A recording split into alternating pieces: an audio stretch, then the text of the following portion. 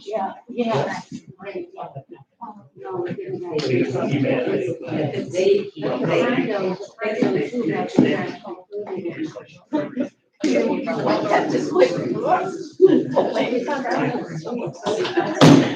The meeting is now called to order.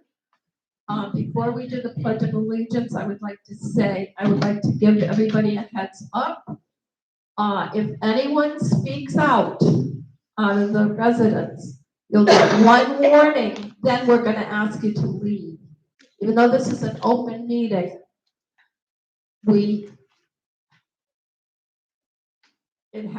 it's the board's meeting. You're here to listen. If you didn't put questions in ahead of time, you have to wait till the end, till we do all 3 interviews. Okay, please join me in the Pledge of Allegiance. Pledge allegiance to the flag of the United States of America and to the republic for which it stands, one nation, under God, indivisible, with liberty and justice for all. Thank you. Roll call. Yes, ma'am. Donna Mosier. Ed Weiner. Here. Susan Muniak. Here. LeMay Nyford. Here. Brenda Owens. Here. Barry Burgess. Jennifer Smiley. Here. Beverly Hasty. Here. Proof of notice of the meeting. Yes. Thank you, John. I did see you way back there. Okay, the committee we have a committee update review here, committee update. Do you want to update anything? Okay. We've invited three law firms to present, so that's the good news today. Okay, John, you want to ask Attorney Parker?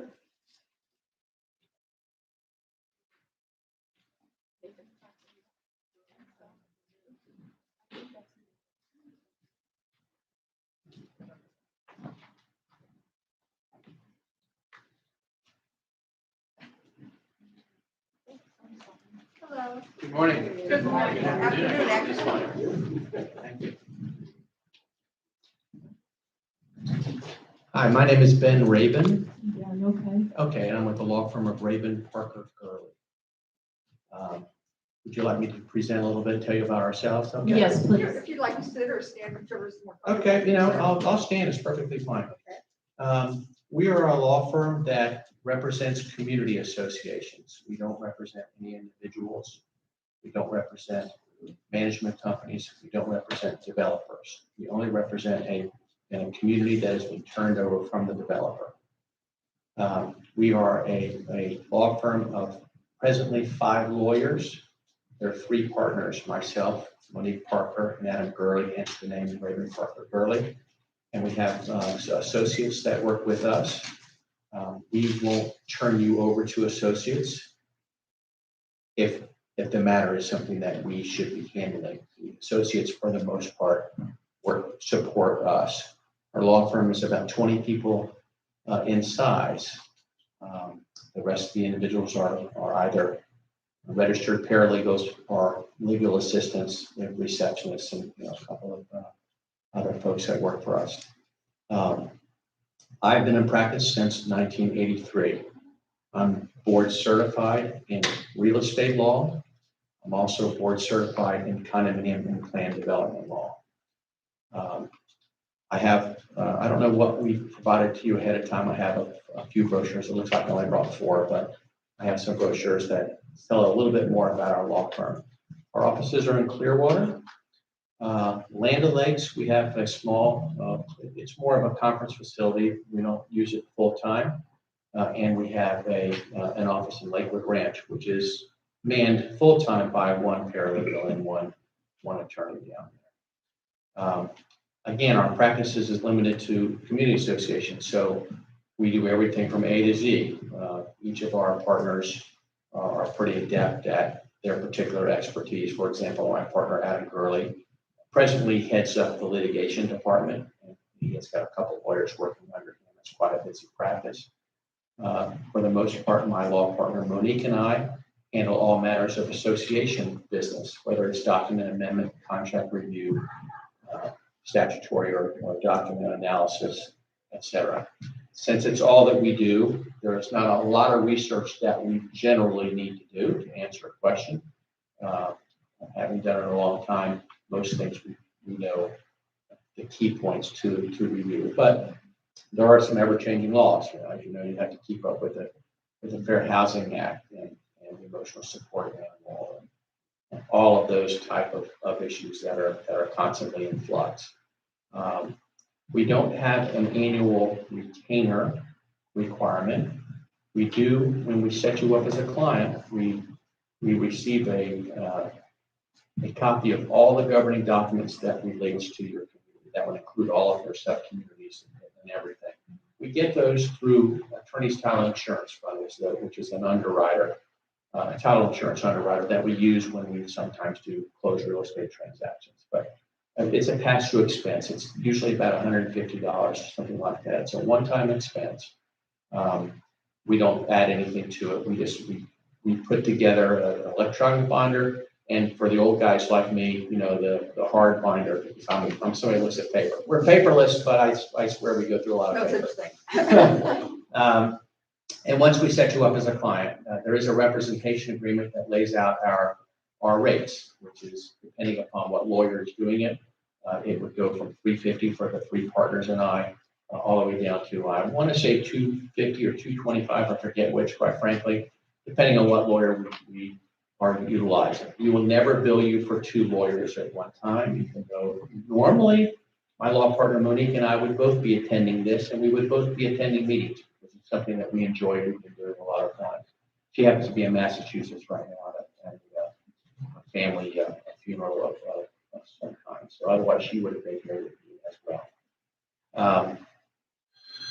We utilize where we can. We'll utilize paralegals at $95 an hour to do things that the lawyers don't need to do to present it when that happens. So I would say to you, and this is not scientific by any stretch of imagination, but most work you'll find will average out to be about $275 or in that range of work between the $350s and the $95s and so forth.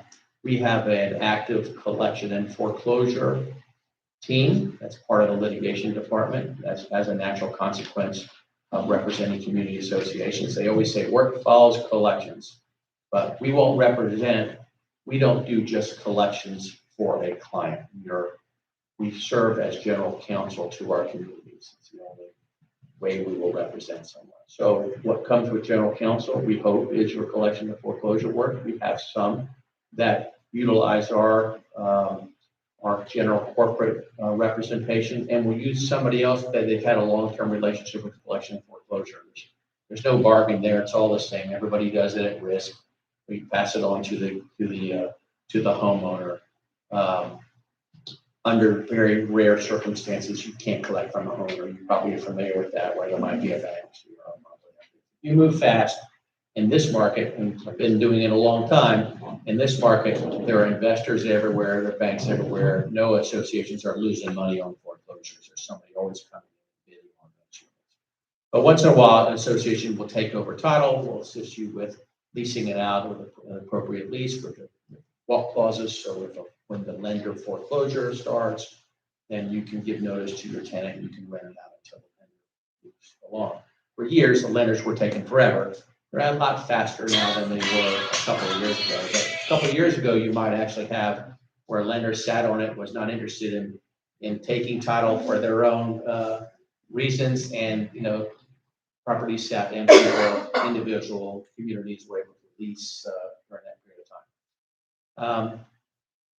The only time that we farm out something, we have a lawyer who is adept at bankruptcy in the sense that it affects, for the most part, our representation of communities. In other words, we know how we can move to obtain relief from the automatic stay, and we can review bankruptcy plans and approach the trustees on just about everything you're ever going to face. But once in a while, if it gets complex, we will engage outside counsel with your consent. We will talk to you about who they are, what their fees are when that occurs. For the most part, there's not much else that we ever have to look to outside counsel for.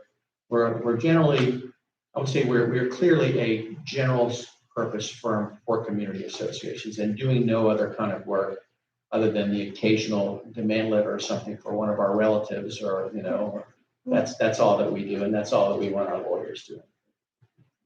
Keeps the ethics right, and it keeps the expertise in place. I've never lost since 1983, to my knowledge, I've never lost a client over billing.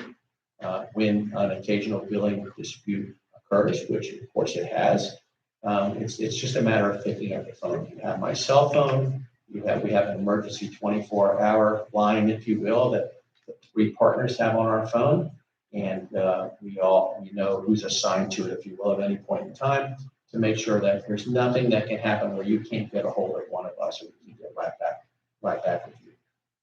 We've been in practice long enough to know that the greatest dissatisfaction of communities with their lawyers is not over billing, and it's not the quality of the work. It's whether they get back to you, whether there's transparency, whether you can get to us, and whether we're responding to you. So we keep that in mind. And I know it's a pitch, so of course I'm going to say that, but we try very hard to make sure that if you send us an email or leave us a message, that we will acknowledge that email or message at least within 48 hours, if not 24 hours. We may not be able to get your answer depending on what it was, but you'll at least know we've got it, we were in contact with it, and that we will be working on it or assigning it to the right person. I don't know what else I can do as far as presentation. Happy to answer any of your questions if you have any. Sorry. On collections. Thank you. I forget. On collections. It's on. Now Okay. you're- On collections, what is the procedure, and what right now our management company will send out the intent to leave. If that's not satisfied in the 45 days, I believe it is, then we tell the management company to send it to the attorney. That's correct. So all of our clients, not everyone has professional management, so sometimes we do the initial. So there's the new initial letter now, the notice of delinquent assessment, that comes even before the notice of intent. Okay. At that point in time, most of our clients have an established collection policy. I presume you may already, if you don't, but it does. It directs the management company to send it to our office. At that point, we take over. We want the management company to do nothing more than, tell them that the attorney's office is involved. You do need to accept payments, and you apply them, because we've run into circumstances where that turns into a disaster. But it's communicated to us. For example, a lot of times the lockbox is still working or whatever. And we take it from there. We will do the claim of lien, and then we will do the second notice that goes out, intent to foreclose the lien. And then at that point in time, we do a bankruptcy search, and we prepare to file a foreclosure. But we will be in touch with you in real time. We have 2 dedicated paralegals who work in our collections and foreclosure department. They will communicate with you whether or not there's a lien on the, a mortgage on the property, or it's free and clear, or they're in foreclosure already, and maybe it doesn't make sense because the lender's too far ahead. So that's going to be a communication before we start the foreclosure. We don't generally have that conversation before the lien, but we had that conversation before the foreclosure. And then you make the call. And most of our clients have been with us long enough where we have sort of standing instructions. We know that this particular community will do it under X, Y, and Z, and this one won't. But until you get a comfort level, and our folks get a comfort level with how you operate, there'll be some real-time communication on that. And then we turn it over to the process server. They serve, we keep track of all of that in our computer system. The access that you have to that, I can't speak well about. I don't really know, but I do know that you can contact us at any time, and we can tell you exactly what's occurred. We do endeavor to keep you updated at all times, meaning we get service of process on the defendants and we will, or we need to publish, or whatever it is, we should send you an email as a rule that says this is where we are, and just so you know, they have 20 days to respond. Or if they file a motion to dismiss, we say, here we go, with the motion practice, and that's the way it goes. And ultimately, it's all online now, unlike the old days where you actually had to go to the courthouse. And now it's like eBay, I'm told, and our paralegals bid the amount of the association's monetary judgment, and we generally get out there these days. Okay, I'm assuming, which is a big assumption, that there is really no cost to us until, that all the attorney fees get added on to the claim. That's correct. So our retainer, our representation agreement sort of spells this out, but there comes a time where if we are unable to collect from the defendants, we cap your fees. And your fees at that point, I think, are capped at $2,500 or whatever it is. Again, I probably should have boned up on it before getting here, but it's something like that. And that's the rare occasion. That's the occasion where, we weren't able to get it because of a bankruptcy, or the lender moved in and took time. But the lender moves in, you're going to get paid. So I don't know what your documents, I guess there's different ones, but master community, whether or not you were able to take advantage of at least the 1% or 12 months of delinquent assessments from the lender. Some of the old documents you have to amend to do that because the banks caught on to that pretty fast. And the old maxim, no law shall impair the validity of an existing contract. Those declarations are contracts. And most of them, at least for many years, said that the lender in a foreclosure, takes free and clear of the obligation. Meanwhile, the statute changed and it makes them obligated. So you've got to look at, I don't know who's doing your collection work right now, but you want to look to make sure there's not a pass to lenders in your governing documents. And if so, we would get that amended out. And one other question, when you send them the notices, do we get a copy of the Yes, notice? oh yeah, yes.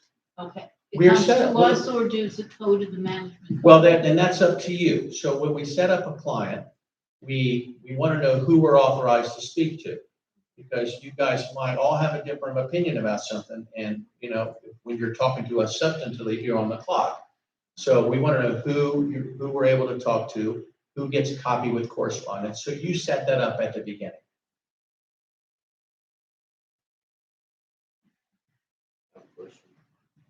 Yes, sir. When we deal with you, do we deal with you, or do we deal with someone else, or Well, is there one person that is a contact for us? Yeah, you can deal with me. Some communities would rather deal with my partner Monique. If you're in the middle of litigation, ultimately you may end up dealing directly with Adam, but you will start off dealing directly with me. Eventually you will, if you're doing a lot of collection and foreclosure, for example, you're going to know Kathy, you're going to know Melissa, and you're going to deal directly with them because they're going to have their fingers on the pulse of everything. But yeah, one-stop shop. Well, that's where I started off, maybe the wrong spot. We don't hand you off to somebody else. Those other lawyers are helping us maintain the firm. And our firm is set up where the lawyers that work for us understand, I don't need them building a book of business to impress me. I don't need them to overbill to impress me. That's not how you do it in our practice. And it's been successful for a lot of years, is that our clients are the firm's clients. And so it's going to anger us more than anything if they're trying to overbill to show, their worth or whatever. That's not what we're about. We're about responsiveness. We're about accuracy. Our lawyers are very good. My partners and I obviously know what we're doing after so many years, but the young lawyers that are helping us are very good also. But you would communicate directly with them. What about turnover in your firm? We don't have much turnover in terms of clients or in terms of people. Of lawyers. Of lawyers. We've had a couple of young lawyers leave over the last couple of years. The guys that are there now we'll have one lawyer who's been there 2 years, one lawyer that's been there 3 years. Adam, our litigator, another lawyer that's been there 2 years. Adam, our litigator, has been working with us for 7 years. Monique and I have been partners for 13 years, but go back almost 20 years, there's no turnover like that. Not really. Once in a while, we'll get a young guy who we think is going to, or a woman who we think is going to work out, and they do good work. And then they realize that it's not that glamorous a practice. You know, we're not downtown Tampa. We're not looking at beautiful people walking around downtown and going to the club and then coming back. You know, it's a different vibe, but we sell our firm to our lawyers because we identify we are lawyers by trade, but we identify ourselves as people other than lawyers. We want our lawyers to have family lives. We want them to not to worry so much about working late into the weekends, late night. That's not what our firm is about. And they do take advantage of that a little bit. I don't like coming in the weekends and seeing nobody, but it happens. But I would say it's a pretty good culture at the firm. So we don't lose people as a rule. My concern would be if we had a junior lawyer working on something and all of a sudden they decide to go out on their own or whatever. Right. And would, like you or your partner, whatever, they'd be on top of that too. Absolutely. First of all, we're going to be the ones assigned to you. So until there's been a pretty good period of time where it's something very unique that you're dealing directly with one lawyer, you're not going to really be doing that. But yes, and internally in our firm, or part of the reason, maybe because of it or not, whatever, every week we have the partners are together all the time, no matter what. Every week, we always know what the other ones are doing. We even say, our longest clients know, just email a couple of us at the same time because we're always talking. But the young associates or the younger lawyers, the ones that are working with us, we meet with them every week, no matter what. We set aside, hopefully it's never more than an hour, but there are new cases that come out. There's new things that they need to know. And we need to know exactly where they are on the matters that we've handled them. Now, a lot of it's electronic these days. So, the dynamic has changed some over the years. They give us lists and statuses are now a lot electronically, but we're still meeting with them at least once a week. Yeah, I'd like to ask some questions Sure. about the communities that you do serve. Okay. What are the average size? I can't really hear you with that. I can hear her just fine. I'll repeat. She asked about the composition of the firms that we currently represent, or the Yeah, clients the that we number of currently firms that represent. you have in their We sizes. probably have close to 300 associations. I would say that about 15% are active at one point in time, like together, right? But some of them we don't hear from except once a year when we send them out. I didn't mention, but we do legislative updates. I'll leave you some examples in there where the laws change. Sometimes we don't hear from them until then. But we have grown the firm strategically so that we are able to be responsive to our clients. So if we have a growth year, then we may think about adding another lawyer to make sure we can get the work out. But right now, that dynamic works pretty well. We have clients geographically all over the place. We have some in Beacon Woods, we have some at Point West, all the way up here. We have some down in Sarasota and Lakewood Ranch. Okay, so they go all over. They go all different sizes. We have Innisbrook, for example, 28 condominiums, right? And a giant, very large community. We have high rises out on the beach. We have we have a 4-unit condominium on Indian Rocks Beach. And can you imagine what's their problem? Well, they can't ever agree, and it's 2 to 2, right? So what a mess that was, whoever put that together. But so we have them from all sizes, all different kinds, condominiums, HOAs, DRIs, everything. Because it's all that we do. So it helps to grow. And we grow by word of mouth. You're not going to see us advertising. We don't really advertise. We're members of Community Associations Institute, CAI, Central CAI. And we've all taken our shot at being on the board and doing whatever. I don't do much of that anymore. I go to the breakfasts to keep my face out there for the rest of the partners. And as a follow-up, you mentioned turnover before in your firm, but what about your client turnover? We rarely have a client turnover unless for some reason I haven't, or one of us hasn't communicated with them for a long time. Meaning they haven't given us work. Like we're not doing work. You're not asking us to do work and we're sending out things. But as you grow, business is relationships, let's face it. And if I'm not communicating, I'd say me, my partner, whatever. We haven't talked to a community in a long time and they went to a breakfast and they heard Ellen DeHaan speak and they go, we like Ellen, let's maybe we should switch to her. We haven't heard from Raven in a long time. So once in a while we have that, but we don't, as a rule, have turnover. Most of our clients, I can say to you, most easily half of our clients I've had for 25 or 30 years. Okay, I mean, most of the clients that are working with us, they trust us, the board staggers, so it kind of keeps going. But once in a while, if you know how communities are, right? They'll throw out every member on the board and anybody that ever did anything for the association. Once in a while, it's like we get a call from one of our, peers and say, send the file over here. It's coming over here for a while. If you don't mind, send the documents and anything that we need to know. We know everybody, so it doesn't really matter. That happens occasionally, but there's really not a lot of turnover. And another follow-up to that end, what kind of transition plan would you help with our transition from our current attorneys? Oh, absolutely. So ordinarily, if we're engaged, then we find out who your current lawyer is and if there's anything. Either way, we will send a letter advising that the board has decided to retain us as counsel and to please let us know anything that we need to know that's pending. I can't think of a single lawyer who doesn't cooperate like that because we all are in the same community. There aren't many of us that just do this for a living. Once in a while, you have somebody that's an oddball out there that's, happens to have a couple of communities and I don't know them for some reason. But that's pretty rare. And then we'll take over. Sometimes it won't make sense to take over. For example,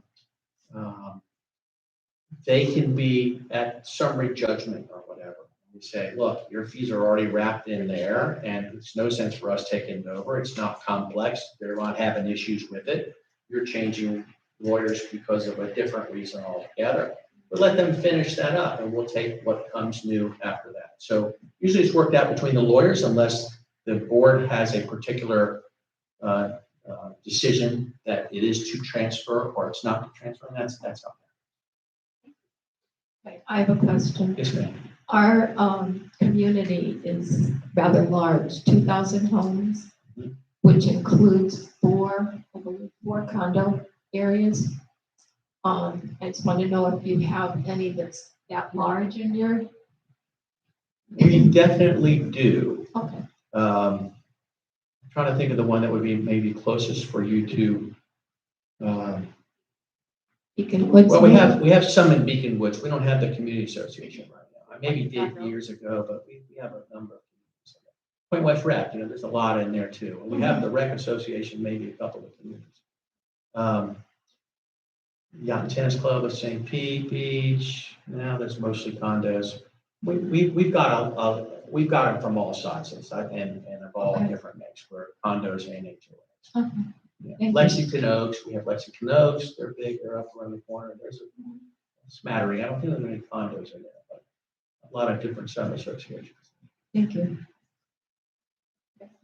What is your opinion of electronic voting? Well, I guess move with the times, right? The folks are using it, and so it's been working out. It's only been a couple of years and never really got used quite so much as the last 18 months. Suddenly everybody got busy getting a resolution together so that you could utilize it and get the participation. But unless everybody's participating, you still got to do written notice and allow for other balloting that way. But it seems to be working out okay. One of the big law firm, Becker and Polikoff, who I was with like during my first 10 years of practice ages ago, they have a proprietary whatever, and they got really involved in it. We didn't get involved in any of that. The third-party vendors that do that have been working perfectly fine on that. So we haven't had any issues. So I don't really have an opinion on it. It doesn't really Okay. affect my day-to-day. I just know that it got very busy the last 18 months. A lot of communities started doing it. Are there any other questions from the board? No.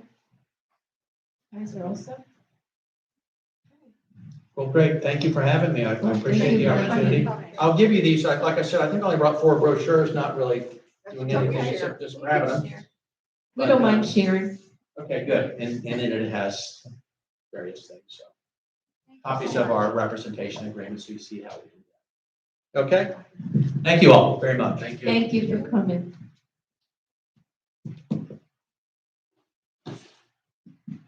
Sorry to have my back to everybody, but that's the nature of the beast. Thank you, sir. It's okay. We can hear you. Good. Okay, we're gonna take a 5-minute. 5-minute break, potty break.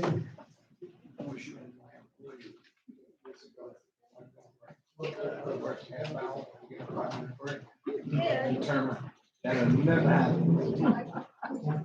That would never happen. 'Cause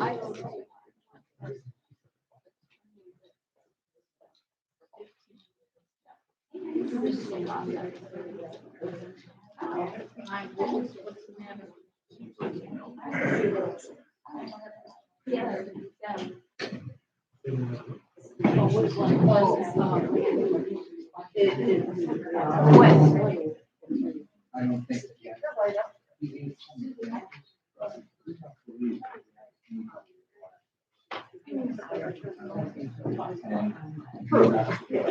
Okay, yeah.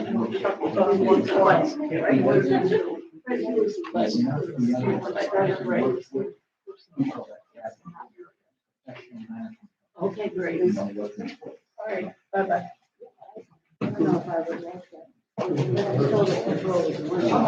Okay, yeah, I thought that's why.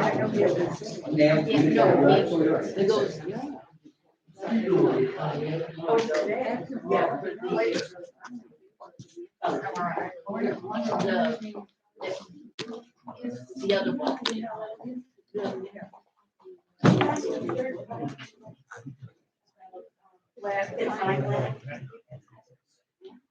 Oh, I did, No, I have copies. And I didn't. I'm sorry, I was. Yeah. Oh, we haven't even done yet. Do you want me to? Yeah.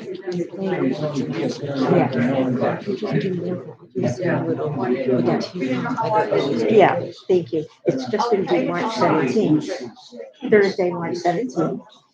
And from 12 to say 3. No, this is a no-fee event open to everybody. 12 to 3, isn't that what they usually is? And we're gonna have entertainment. Rick is gonna sing or play music. And we'll be putting up our notices in me and or Diane Hogan.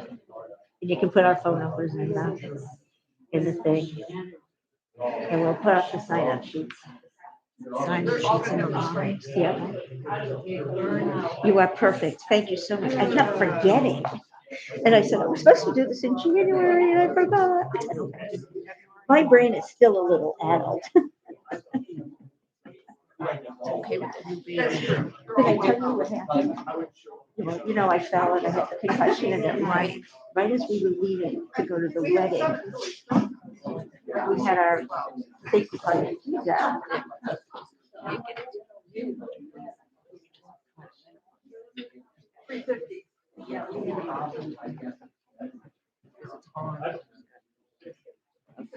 So I couldn't put the keys where I normally do. I put it someplace else. So I've never been able to find it since. I searched the house and they had it in the box. And then our branch bank was closing at the bottom of Branch Road. So we had to go get a new box. And I only but remember when I put it, I was like, oh, wow. But and Ron said he never knew what the keys were. And I said, for 15 years, I keep keys in the same place. I said, when we move, we're gonna find those.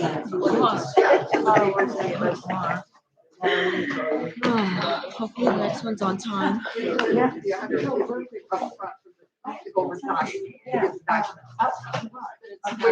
That's right. We're parking in the crowd.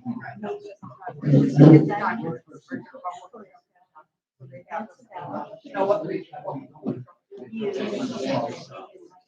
Right.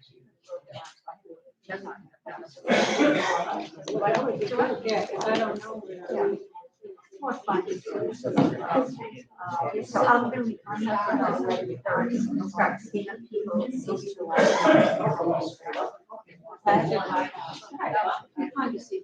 Yeah, it's been about 10 or 11. Small, just not. Yeah, she's way around. Yeah, yeah, he wasn't like.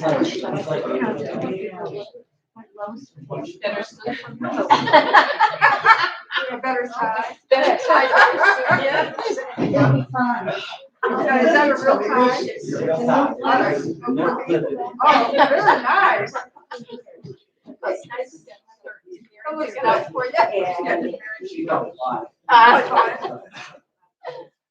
for you. Well, here's more sword. I have yours.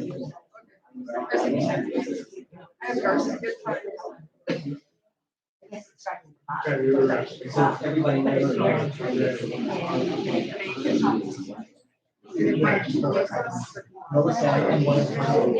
Okay. Just don't look alike.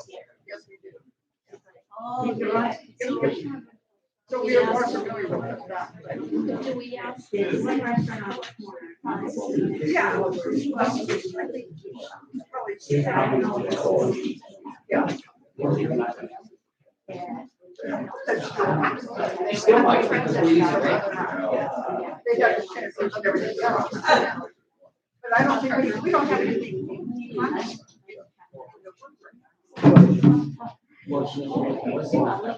But I mean, like the train. We never said. And it takes like 4 minutes. So I guess that's. Met with him about hours. Yeah. Yeah.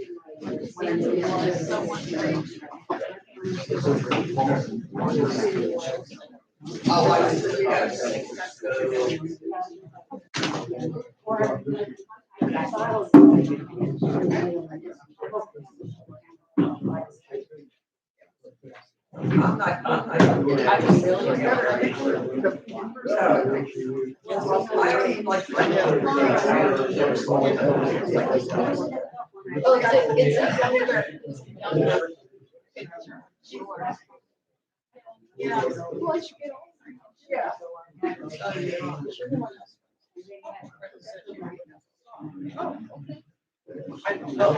I just know when I got. I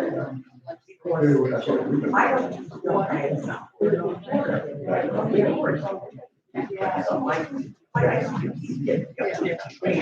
I gotta keep.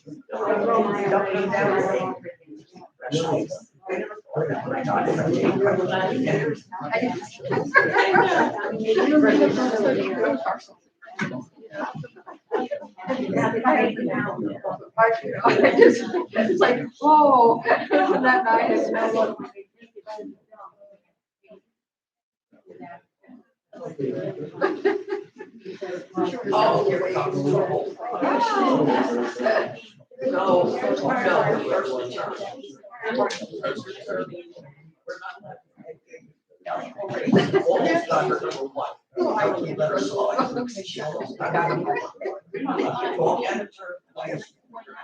Yeah.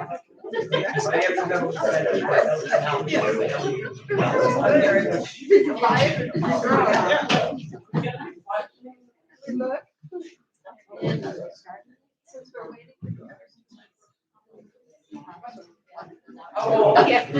I just made it.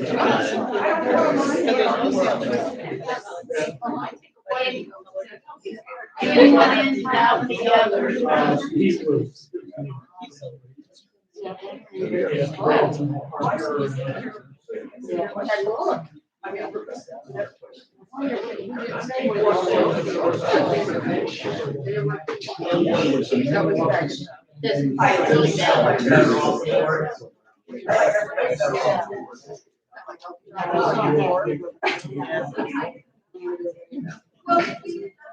This is good. With the candelabra.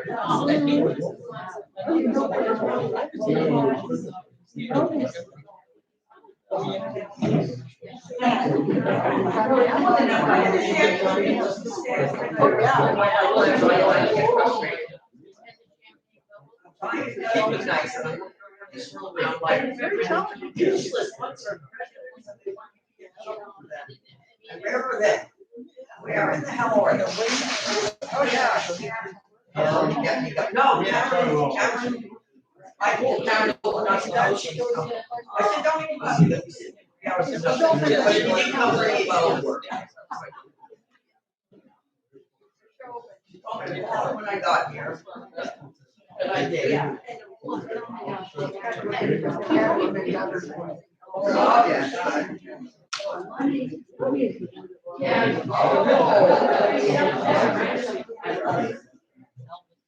I thought Elvis was like, oh, I had last 5 years. I am just so happy. I am just so happy. Betsy texted me the nicest text. Yeah, she didn't. She texted me the other. She says, I'm sorry. Oh, girl, if I did, I said, I had so much love. Yeah. Oh, yes.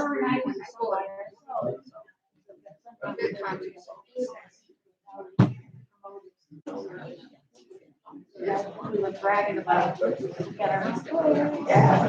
I'm proud of him to say I got my own clinic. I'm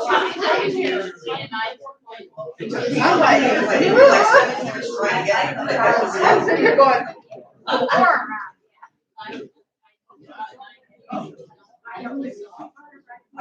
Vivian on the Jeep the other night, and he asked, and I said,